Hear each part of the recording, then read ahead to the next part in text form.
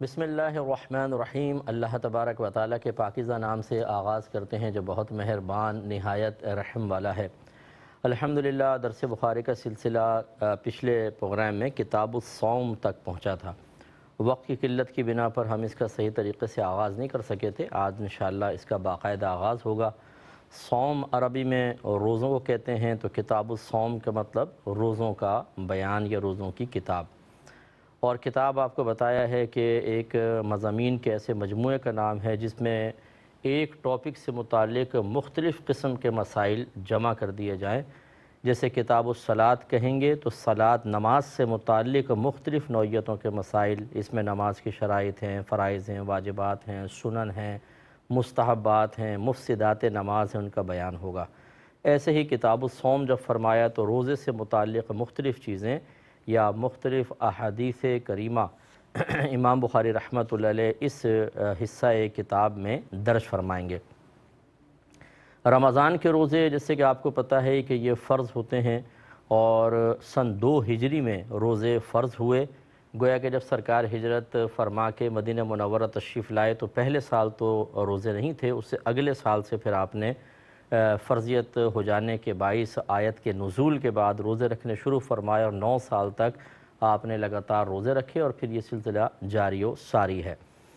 روزے کا لغوی معنی رکے رہنا ہے، کسی چیز سے رکے رہنا، اور شرعی لحاظ سے بنیت عبادت طلوع فجر سے لے کر اور غروب آفتاب تک پورا دن کھانے پینے اور تعلق جسمانی قائم کرنے سے رکے رہنے کا نام روزہ ہوتا ہے۔ تو یہ ہم مسلمانوں کی بڑی عظیم عبادت ہے، اور رمضان کے روزے فرض ہیں۔ جب نبی کریم صلی اللہ علیہ وسلم مدینہ منورہ تشریف لائے تو یہود کو اور مشرکین بھی رکھتے تھے 10 محرم الحرام کا روزہ رکھتے ہوئے پایا، جس کو یوم عاشورہ کا روزہ کہتے ہیں۔ تو ان لوگوں سے پوچھا کہ تم یہ روزہ کیوں رکھتے ہو؟ تو انہوں نے جواب میں کہا کہ حضرت موسیٰ علیہ السلام اور آپ کی قوم کو اللہ تبارک و تعالی نے اسی دن فرعون اور اس کی قوم سے نجات بخشی تھی اور ان کو دریا میں غرق کیا تھا۔ تو موسیٰ علیہ السلام نے بطور تشکر روزہ رکھا، تو ان کی اتباع اور پیروی کرتے ہوئے ہم بھی روزہ رکھتے ہیں۔ تو رحمت کونین صلی اللہ علیہ وسلم نے صحابہ کرام کو حکم دیا کہ موسیٰ کی موافقت اختیار کرنے میں ہم یہود کے مقابلے میں ان سے قریب ہیں، یعنی ہمیں رکھنا چاہیے، ہم ان سے زیادہ قریب ہیں۔ تو آپ نے خود بھی روزہ رکھا اور صحابہ کرام علیہم رضوان کو روزہ رکھنے کا حکم دیا۔ لہذا فقہا یہ فرماتے ہیں کہ رمضان کے روزوں کی فرضیت سے قبل یوم عاشورہ کا روزہ رکھنا فرض تھا۔ پھر جب رمضان کے روزے آئے تو نبی کریم صلی اللہ علیہ وسلم نے اس کی فرضیت کو منسوخ کر دیا اور رمضان کے روزوں کی فرضیت کو بیان فرمایا۔ اب اس میں ایک بحث ہے کہ جس کو منسوخ کر دیا جائے کیا اس پر عمل کرنا جائز ہوتا ہے یا نہیں ہوتا؟ تو یہ مشہور مقولہ ہے کہ منسوخ پر عمل کرنا حرام ہوتا ہے، لیکن وہیں پر کہ جہاں اس کے بالکل جسٹ اپوزٹ حکم آئے اور پہلے چیز کو بالکل منع کر دیا جائے تو پھر وہاں حرام ہوتا ہے۔ لیکن نبی کریم صلی اللہ علیہ وسلم نے یوم عاشورہ کے روزے کے سلسلے میں سختی نہیں فرمائی، بلکہ اس میں رعایت عطا فرمائی، جس سے کہ حدیثیں آئیں گی۔ لہٰذا اب اگر کوئی روزہ رکھنا چاہے یوم عاشورہ کا تو فرض کی نیت سے تو نہیں رکھ سکتا، کیونکہ اس کی فرضیت منسوخ ہو گئی ہے، استحباب اب بھی باقی ہے۔ استحباب کا مطلب مستحب ہونا، اور مستحب اس عمل کو کہتے ہیں کہ کریں گے تو ثواب ملے گا، نہیں کریں گے تو کوئی گناہ نہیں ہے۔ تو لہٰذا اب یوم عاشورہ کا روزہ فرض نہیں ہے، مستحب کہہ لیں آپ یا سنت کہہ لیں، رکھیں گے تو ثواب ملے گا، نہ رکھیں تو کوئی گناہ نہیں، لیکن رمضان کے روزے فرض ہوئے۔ تو امام بخاری رحمۃ اللہ علیہ پہلا باب جو قائم کر رہے ہیں وہ یہی ہے، باب وجوبی صوم رمضان، یعنی رمضان کے روزوں کی فرضیت کا باب۔ اور اس میں یہ اللہ تعالیٰ کا بیان کردہ ایک قول، جس کو قول اللہ تعالیٰ انہوں نے بیان فرمائی، یعنی آیت ذکر فرمائی، یا ایہا الذین آمنوا کتب علیکم الصیام کما کتب علی الذین من قبلکم لعلکم تتقون، سورہ بقرہ کی آیت نمبر 183، کہ اے ایمان والو تم پر اسی طرح روزے فرض کیے گئے جیسے تم سے پہلی امتوں پر فرض کیے گئے تاکہ تم پرہیزگار ہو جاؤ۔ یعنی اگر کما حقہ کوئی روزہ رکھے جیسا یعنی رکھنے کا حق ہے اور اس کے تمام تر تقاضے پورے کرے تو اللہ تبارک و تعالی اسے ضرور صفت تقوی سے متصف فرما دے گا۔ اب اس پر حدیثیں مختلف لے کر آئے ہیں۔ 1891 نمبر حدیث پاک ہے 1891۔ حضرت طلحہ بن عبید اللہ بیان کرتے ہیں کہ ایک اعرابی یعنی دیہاتی صحابی نبی کریم صلی اللہ علیہ وسلم کے پاس اس حال میں آیا کہ اس کے بال بکھرے ہوئے تھے۔ پس اس نے عرض کی یا رسول اللہ صلی اللہ علیہ وسلم مجھے خبر دیجئے کہ مجھ پر اللہ نے کون سی نمازیں فرض کی ہیں؟ تو آپ نے ارشاد فرمایا کہ 5 نمازیں فرض ہیں، ان کے علاوہ جو کچھ تم نفل پڑھو تو وہ تمہیں ثواب یعنی ملے گا۔ پھر اس نے کہا کہ مجھے خبر دیجئے کہ اللہ تعالیٰ نے مجھ پر کون سے روزے فرض کیے ہیں؟ آپ نے فرمایا کہ رمضان کے مہینے کے، اس کے سوا جو تم نفل رکھ سکو۔ اس نے عرض کی کہ پس آپ مجھے خبر دیجئے کہ اللہ تعالیٰ نے مجھ پر کتنی زکوٰۃ فرض کی ہے؟ تو حضرت طلحہ کہتے ہیں کہ پس نبی کریم صلی اللہ علیہ وسلم نے اس کو اسلام کے شرعی احکام کی خبر دی، یعنی پھر جو سرکار نے بیان فرمانا چاہا بیان فرمایا۔ اس اعرابی نے کہا کہ اس ذات کی قسم جس نے آپ کی تکریم کی ہے، یعنی آپ کو عزتوں سے نوازا ہے، اللہ تعالیٰ نے جو چیزیں مجھ پر فرض کی ہیں میں ان پر کچھ اضافہ کروں گا نہ کمی کروں گا۔ تب رسول اللہ صلی اللہ علیہ وسلم نے ارشاد فرمایا کہ اگر اس نے سچ کہا ہے تو یہ کامیاب ہو گیا، فلاح پا گیا۔ یا راوی کہتے ہیں یوں فرمایا تھا کہ اگر اس نے سچ کہا تو جنت میں داخل ہو گیا۔ تو اس حدیث کو اسی لیے لے کر آئے کہ اس سے قرآن پاک کی آیت کے مضمون کی مزید تائید اور توثیق ہو گئی کہ خود اللہ تعالیٰ قرآن عظیم میں روزوں کی فرضیت کو بیان کر رہا ہے، اور نبی کریم صلی اللہ علیہ وسلم نے صراحتاً اپنے ایک اعرابی صحابی کو بیان فرمایا کہ تم پر رمضان کے روزے فرض ہیں۔ تو صحابہ کرام علیہم رضوان پر اللہ تبارک و تعالیٰ خصوصی رحمتیں برکتیں نازل فرمائے کہ انہوں نے کویسچنز کیے، سرکار نے جواب دیا تو ہمیں دین مزید سیکھنے کا موقع ملا، دین ہمارے لیے آسان ہوا۔ تو وہ اعرابی آئے اور انہوں نے کچھ کویسچنز کیے فرض کے بارے میں۔ رحمت کونین صلی اللہ علیہ وسلم نے فرض کے ذکر کے ساتھ ساتھ نفل کا بھی تذکرہ فرمایا۔ اس کا مطلب ہے کہ مزاج رسول ہی ثابت کر رہا ہے کہ صرف فرض پر اگر اکتفا کافی ہوتا اور مطلب یہ کہ فرضیت ہی بس بہت ہوتی، اگرچہ بہت اس لحاظ سے ہے کہ اگر آدمی فرضیت پوری کرے تو انشاءاللہ جنت میں جائے گا، لیکن اگر یہ کافی ہوتی تو سرکار پھر مزید نفل کا ذکر نہ فرماتے۔ اس کا مطلب ہے کہ خود مزاج رسول، خود عمل رسول بھی یہ رہا کہ فرائض کے ساتھ ساتھ نوافل کی ادائیگی کو بھی اختیار کیا جائے۔ تو جو ہمارے بھائی صرف فرض پورے کرتے ہیں اور سنن نوافل کو چھوڑ دیتے ہیں، اور جب ان سے کہا جائے کہ آپ وہ سنن کیوں نہیں پڑھتے کہ جن کے بارے میں خود نبی کریم صلی اللہ علیہ وسلم کی ادائیگی ثابت ہے اور یہ سیدہ عائشہ کے قول ثابت ہے کہ سرکار نے ہمیشہ یہ سنن ادا کی، تو وہ جواب میں اس حدیث کو پیش کر دیتے ہیں کہ سرکار نے تو دیکھیں کہا تھا کہ ٹھیک ہے بس یہ فرض ہیں، اور صحابی نے کہا میں زیادہ کروں گا نہ کم کروں گا، تو سرکار نے جنت کی بشارت دے دی۔ اس کا مطلب ہے کہ صرف فرض پورے کرو تو جنت حاصل ہو جائے گی۔ تو بالکل ٹھیک بات ہے، فرض سے جنت حاصل ہوگی، لیکن جنت میں درجات بھی ہیں۔ وہ درجات کیسے حاصل ہوں گے؟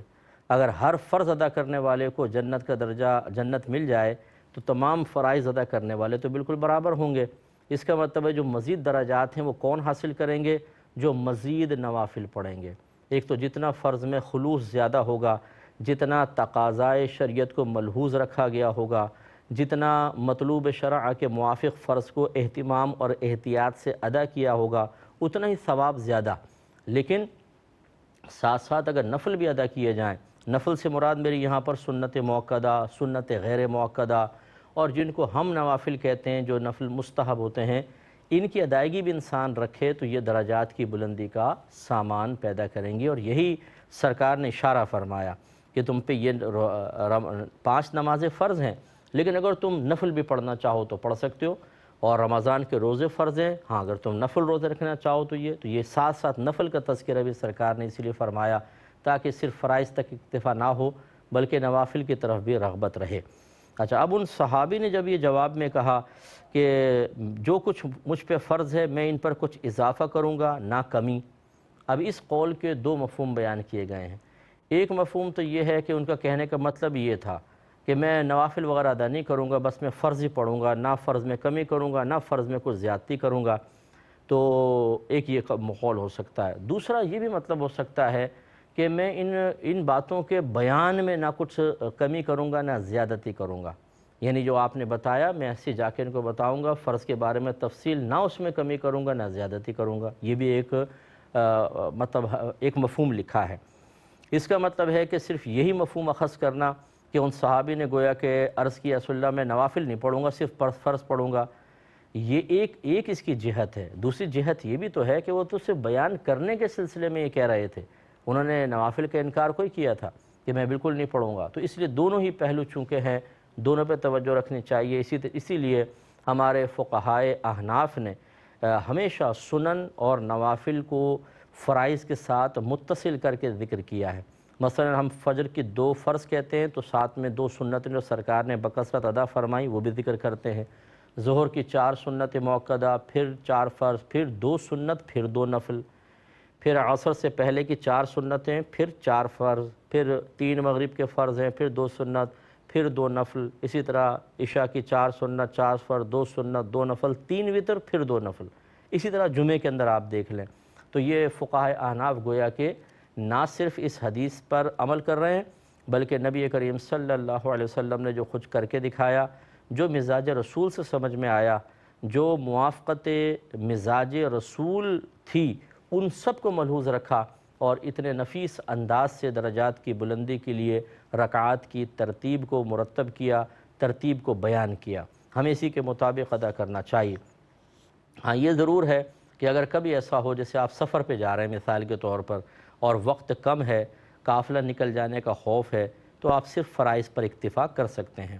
اس میں تو آپ سنت موقدہ بھی چھوڑ سکتے ہیں، غیر موقدہ بھی چھوڑ دیں۔ ہاں وتر ضرور پڑھیے گا کیونکہ وتر واجب ہوتے ہیں۔ ایسے ہی کبھی ایسا ہوتا ہے کہ گھر میں جیسے ہماری بہنیں ہوتی ہیں، بہت زیادہ مہمان آ گئے، بہت زیادہ کام کیا، آپ ٹائرڈ ہو گئی ہیں، بہت زیادہ تھک چکی ہیں، اور عشاء 17 رکعتیں ایک مطلب بہت بڑی نماز محسوس ہو رہی ہے اور نفس سستی کر رہا ہے، تو ان کے لیے مشورہ یہ ہے کہ عشاء سے پہلے کی 4 سنن چھوڑ دیں، وہ غیر موقدہ ہے، اور آگے کی پھر 4 نفل، 2 سنت 2 نفل ہوتے ہیں، یہ والے نفل، اور پھر 3 وتر کے بعد 2 نفل، یہ 4 نفل بھی چھوڑ دیں تو 8 رکعتیں گئیں، باقی نمازیں ادا کر لیں۔ سنت موقدہ کو اکثر نہ چھوڑیں، وہ بہت ہی کوئی سخت مجبوری ہو تو چھوڑیں، غیر موقدہ کو آپ چھوڑ سکتے ہیں۔ اب اس میں بھی بعض اوقات بہت ہی زیادہ مبالغہ آرائی سے کام لے لیا جاتا ہے، جیسے ایک تو یہ جہت ہے کہ فرضی پڑھو، سنن نفل کی کوئی ضرورت ہی نہیں ہے، یہ بھی صحیح نہیں ہے، اور ایک یہ ہے کہ ضرور پڑھو، اگر نہیں پڑھو گے تو شدت اور سختی کی جائے گی، حتیٰ کہ بچوں کو مارا بھی جائے گا اس کے اوپر، اور تانہ زنی بھی کی جائے گی، اور اگر کوئی رعایت طلب کرنے کی کوشش کرے تو نہیں پوری 17 پڑھنی ہے، یہ سختی، یہ بھی صحیح نہیں ہے۔ اس میں دیکھیں مسئلہ وہی ہے کہ فرائض تو ادا کرنے ہیں، واجب ادا کرنا ہے، تو 5 نمازیں جو فرض ہیں وہ پوری کرنی ہیں، اور 3 وتر واجب ہے، یہ تو کرنی ہیں۔ اب ہیں اس کے بعد سنت موقدہ، سنت غیر موقدہ اور نوافل۔ سنت موقدہ میں چونکہ زیادہ تلقین ہے، خصوصاً سنت فجر میں بہت تلقین ہے، اس کو قریب بواجب کہا ہے، تو وہ تو سمجھ لیں واجب میں آپ داخل کر لیں، قریب بواجب ہے، زیادہ سختی ہے۔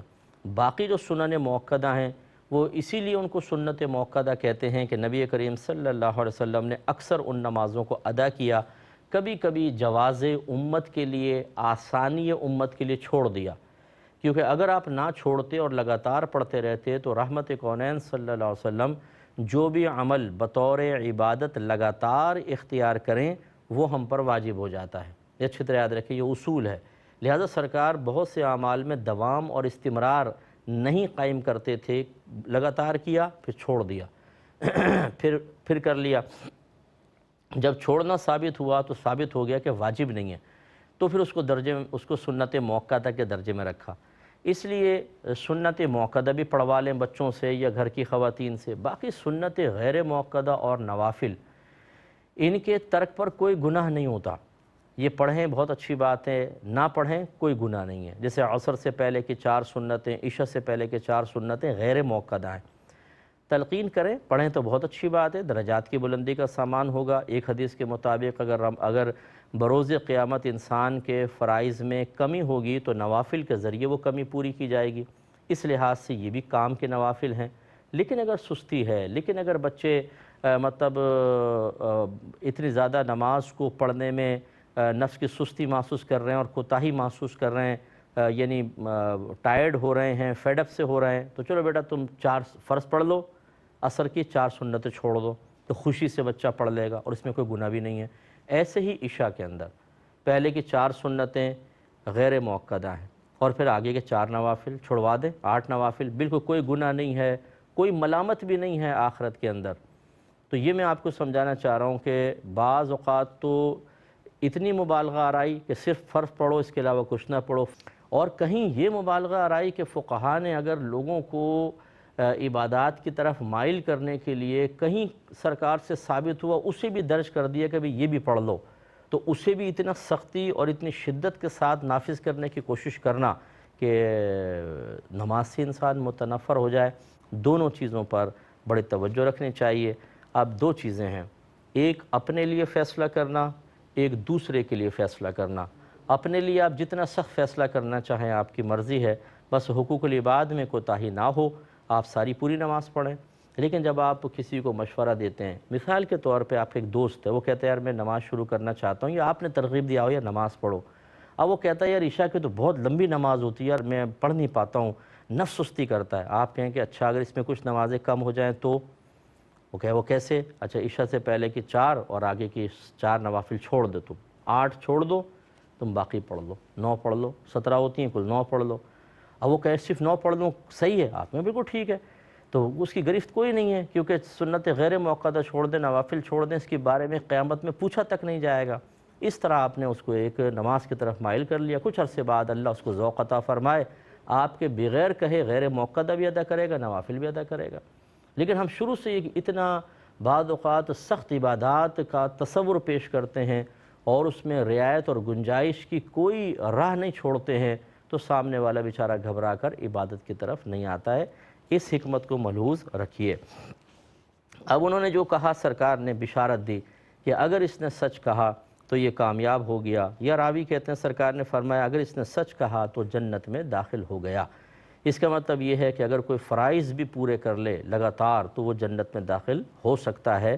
اس پر انشاءاللہ مزید کلام کریں گے نیکسٹ پروگرام میں۔ وآخر دعوانا ان الحمد للہ رب العالمین۔